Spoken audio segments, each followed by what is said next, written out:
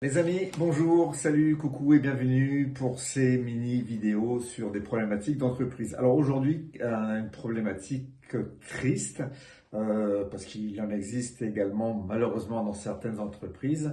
Voilà, celle-ci, ce thème que nous allons aborder aujourd'hui en fait partie, mais c'est bien de l'aborder parce qu'il risque de faire partie un jour ou l'autre de votre carrière professionnelle, et puis à ce moment-là, la situation en soi ne changera pas. Néanmoins, votre façon de l'aborder, c'est sur ce levier que vous pouvez également, enfin que vous pourrez surtout jouer, et pas sur la situation. Donc savoir partir avant d'être parti. Donc de la transition, de l'évolution, du changement, etc., etc.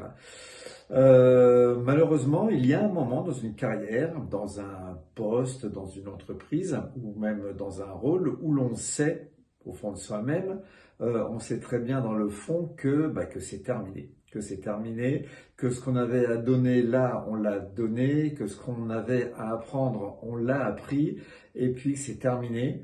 Mais pourtant, on reste. Alors pourquoi est-ce qu'on reste? Donc rester par défaut est l'une des décisions les plus coûteuses qu'on puisse prendre dans sa vie professionnelle. Elle est dure et elle est très coûteuse. Pas parce que rester est toujours une erreur, non, c'est pas nécessairement ça, mais parce que rester en le subissant sans le choisir vraiment, et donc se priver de la possibilité d'aller vers quelque chose de meilleur, est compliqué. Pourquoi reste-t-on quand on sait qu'il est grand temps, qu'il faudrait partir? Alors souvent par peur, on a peur. On a peur de l'inconnu, on a peur de l'échec, on a peur du regard des autres, de ce qu'on va dire, etc., etc. Alors parfois, souvent, par confort, on reste. Ce qu'on a, c'est connu, c'est prévisible, donc c'est sécurisant. Même quand c'est plus nourrissant, mais c'est sécurisant. Donc parfois, également, par loyauté mal placée. Alors on ne veut pas laisser une équipe. On ne veut pas abandonner un projet, on ne veut pas trahir une entreprise. Et parfois simplement parce que, en fait, on ne sait pas vers quoi partir, vers où. Alors on ne part pas du tout. Voilà, pour éviter tout ça, on ne part pas du tout. Mais tout ça, ça a un coût. Ce maintien en place, il a un coût. Un coût, bien entendu, en énergie, car vous allez dépenser beaucoup plus d'efforts pour vous engager dans quelque chose qui ne vous engage plus vraiment au fond de vous-même, qui n'a plus de sens. Un coût également en développement. Pourquoi? Parce qu'on n'apprend plus, on n'est plus challengé, on s'installe dans une zone de confort qui devient progressivement surtout une zone d'atrophie. Et un coût également pour l'entourage, un collaborateur ou un dirigeant qui n'est plus vraiment là, en fait, il va souvent freiner les autres sans le savoir. Il va surtout freiner ceux qui veulent avancer. Alors, comment savoir si c'est le moment de partir ou pas? Vous pouvez vous poser quelques questions. Vous pouvez vous poser quelques questions simples, mais qui sont honnêtes. Est-ce que je me lève le matin avec la même envie d'aller travailler comme avant, ou avec l'espoir que la journée passe vite et que je revienne vite ce soir? Vous voyez, c'est pas les mêmes. Est-ce que j'apprends encore quelque chose dans ce rôle, ou est-ce que je donne encore le meilleur de moi-même? Est-ce que je gère? Est-ce que je serai fier de ce que je fais dans 5 ans? Par exemple, c'est important de se projeter. Si je continue ici et maintenant dans cette trajectoire, plus tard, est-ce que j'en serai fier? Peut-être pas. Il faut se poser cette question.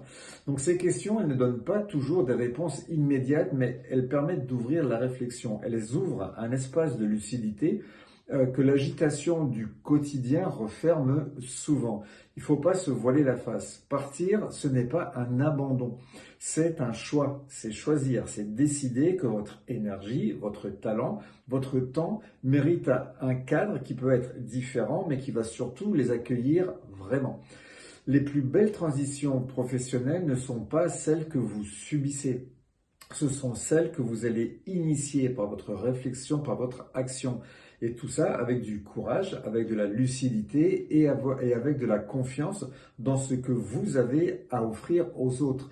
Donc, n'hésitez pas à avoir cette réflexion si vous sentez que ça commence à vous titiller un petit peu, que l'envie, le sens du travail n'est plus le même qu'avant, le goût, la joie, les bons moments du quotidien sont de plus en plus effacés pour laisser place plus à du doute, à de l'angoisse et à du non-sens.